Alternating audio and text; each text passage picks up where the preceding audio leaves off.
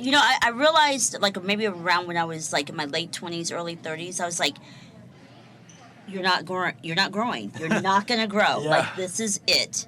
So the moment I learned to accept that this is what it is, and it's not a bad thing, but that was the turning point for me. That's when I was like, oh, okay, so now I need to make the most of this. So you get lemons, you turn it into lemonade, and that's what I've done. Like, I'm just like, okay, how can I make the most of my situation?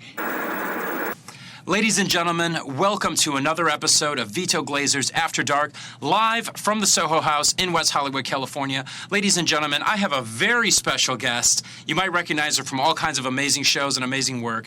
I would like to introduce to you Miss Ali Chapman. Ali, how does it feel to be in Soho House tonight? Well, it's always a vibe here, so cheers. I'm glad to be back. And it's great to have you, and thank you so much for coming on the show. We have so much cool stuff to talk about, and you're one of the hardest working entertainers in Hollywood that I personally know. You're always working. In fact, I've been trying to get you in here for like 2-3 months now, and you're always on a gig. You're always doing crazy stuff. So I can't wait to ask you some questions so the audience can get to know you a little better.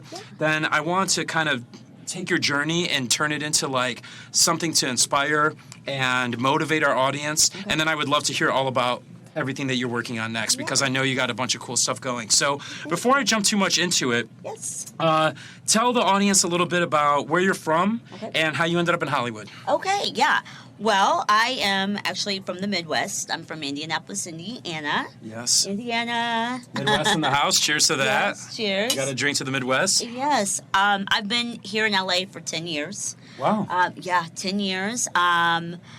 I came out here because I had an opportunity a very, very long time ago, 2007 to be exact, and I was living in Indiana at the time, and I had the awesome opportunity of being a body double and a stand-in for Will Smith's daughter in the movie I Am Legend. No way. Yeah, I mean, I'm a little person. I'm 3'8", and what they needed from me is they needed a little person to be his daughter, Willow. She was 6 at the time. I think she's like 21, 22 now. Yeah. So time has flown. They hang out here, actually. Oh, really? Yeah, okay. I'm not surprised. Yeah. But yeah, so they needed someone to be her stand-in and her body double. So that's like a story for another time, how I actually got that job living in Indiana. Like, I was working at a leasing office as like a leasing agent. I was renting out apartments, blah blah blah.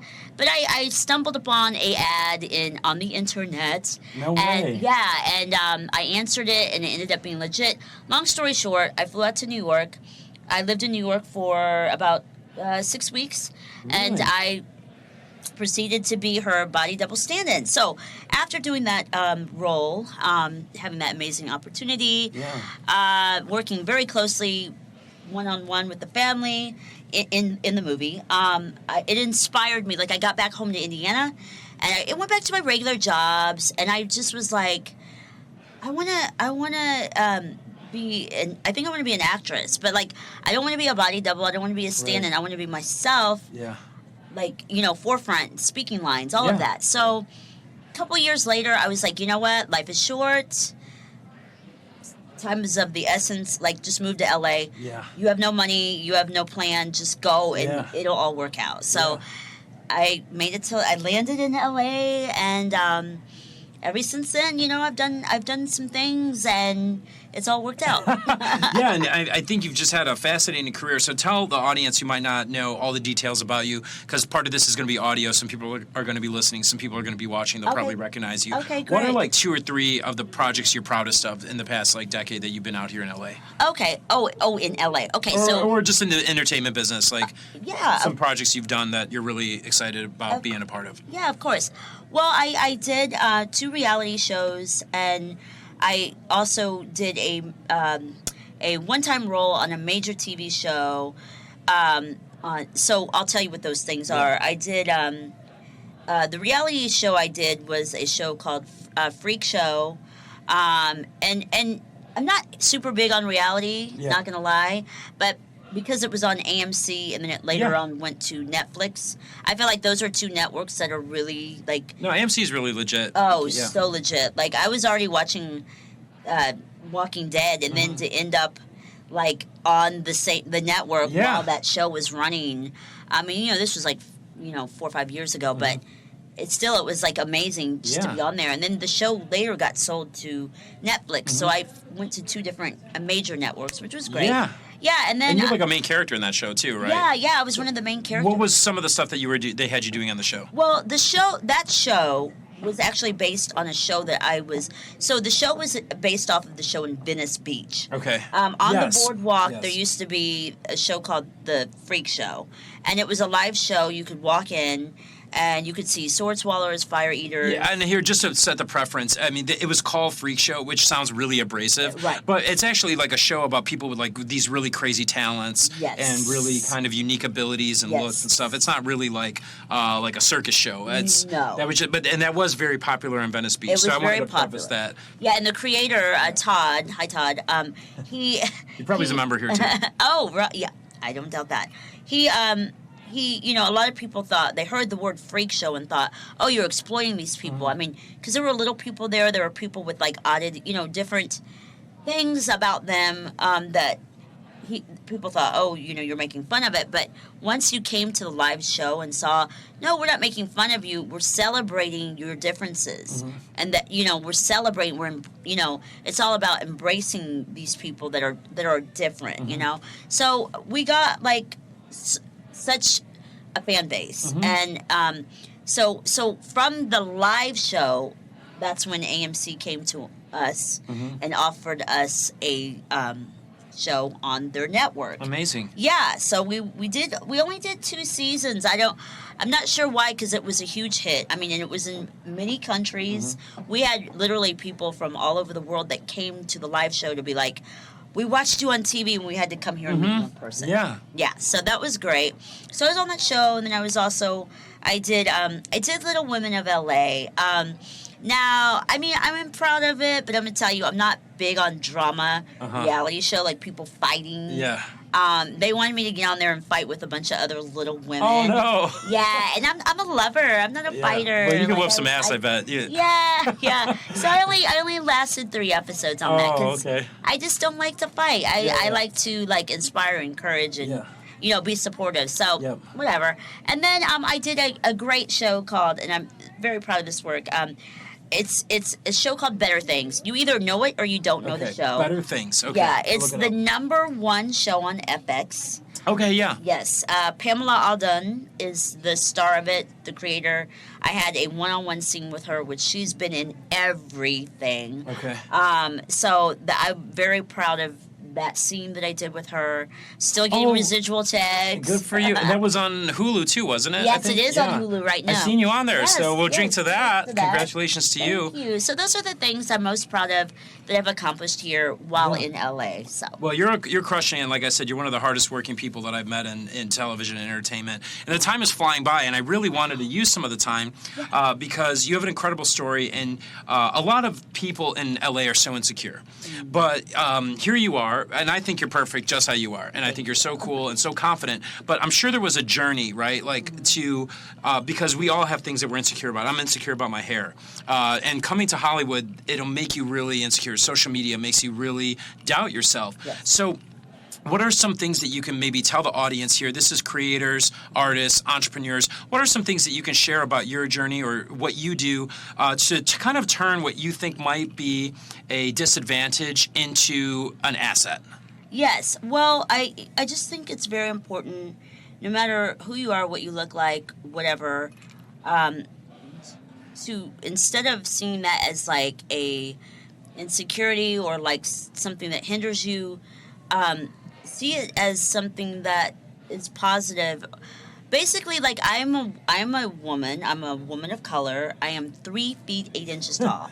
That is it. Yes. Yep. And you're right, Hollywood. Okay, so Hollywood, there's all these beautiful blondes with like big boobs and like, butts and like, just like gorgeous glamour, and then here I am, like could not be complete opposite, you know? And so that could be enough to be like, oh my God, I don't fit in. Like, I'm not like the rest of them. I need to go hide under a rock. But instead of doing that, like, I don't know. It took me a while to get to where I'm super confident and I love myself and I wouldn't want to be anyone else. But it took a while to get there. And I don't know how to really tell anyone how to get there, but you do have to get there because life is short and you know, we are who we are. Like, so now that I have embraced this and I love this, I instead of like I'll walk into a party like a Hollywood party or whatever or an event, and no one looks like me. Everyone's like just like, you know, whatever, just like bombshells. But you know you're what? a little bombshell. You're a little bullet. I'm a little bombshell now. But no, Yeah. I just you know what? But the good thing is about being different is that. No, if you've seen me, like, I'm so easy to... Okay, so, like, a lot of us get, like, tattoos or we dye our hair a certain color to try to be stand out. Or stand out. I don't have to do that. I just walk out of my house and already, like, I'm on, you know? Yeah. But, I mean, I don't say that to brag or anything like that, but it's just... I don't know. Like, I chimed in and I realized that what I always grew up to think that what would hold me back... Just like I don't know. Now I realize that it's the thing that's going to help me. And, So, do you feel that authenticity is really important into making it out here? It's key. It's key. Yeah. Be yourself.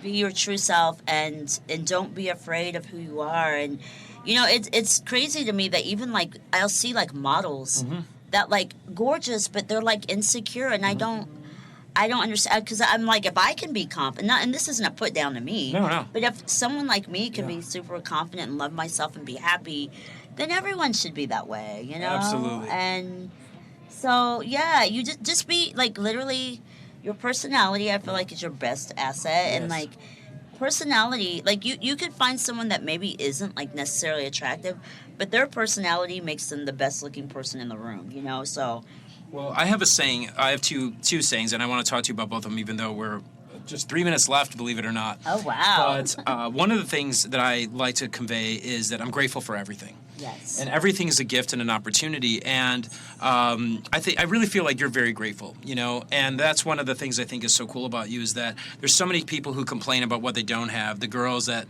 complain, oh, my boobs aren't big enough, my hair extensions aren't good enough, and they're just blocking all their opportunities. But here you are, instead of focusing on what you don't have, you're saying, look at all that I do have. Yeah. And then you're turning that into an amazing career. So that's why I root for you so much. And then another thing that I really wanted to, that I convey a lot to artists and entrepreneurs that are going through things mentally, is I like to talk about turning disappointments into destiny. Okay. So maybe if you were just even 9 or 10 inches taller, you wouldn't have the incredibly successful career you have today. Oh, yeah. So how do you feel about like turning things in your life that maybe you thought were negative into something positive? And give us maybe 30 seconds.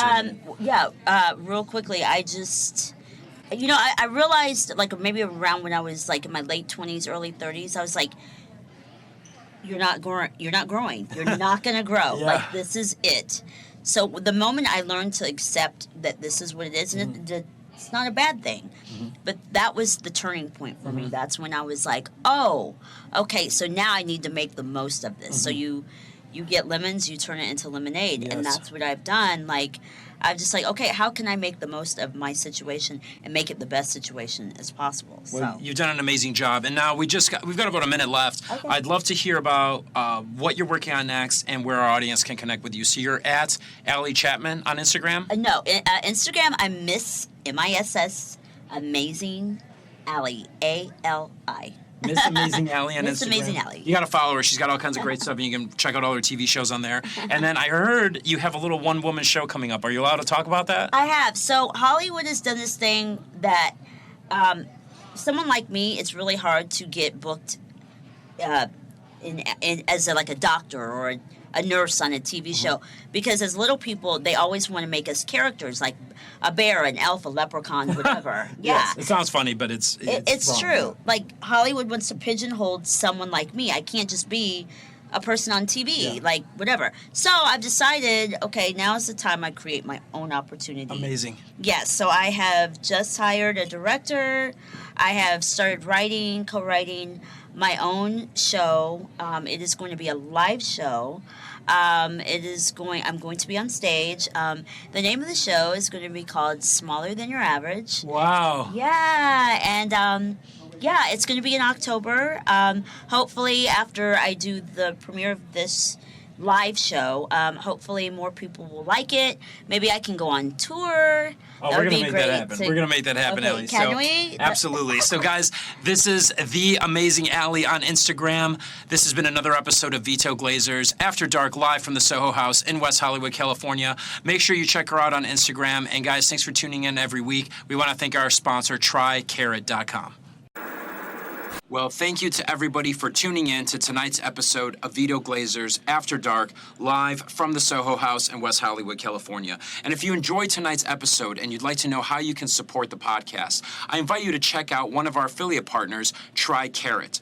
TryCarrot is a black card for influencers with amazing rewards. It's a charge card based on your social influence. So actually, how many followers you have has a lot to do with how much money you get approved for on your credit line. So if you're a social media influencer or you're an entrepreneur and you're looking for another great credit line with amazing rewards, I highly suggest you check out influencerblackcard.com. That's influencerblackcard.com. I signed up for free and I got approved for $15,000 monthly limit. So find out today by applying at influencerblackcard.com. See how much you actually get approved for. I'd love to find out from you and hear your success stories. And the best part about this card is it actually opens up a whole community and a whole world of influencers for you. So again, if you enjoyed the podcast and you'd like to know how you can support us for no cost, please check out our affiliate partner, TryCarrot, by visiting influencerblackcard.com.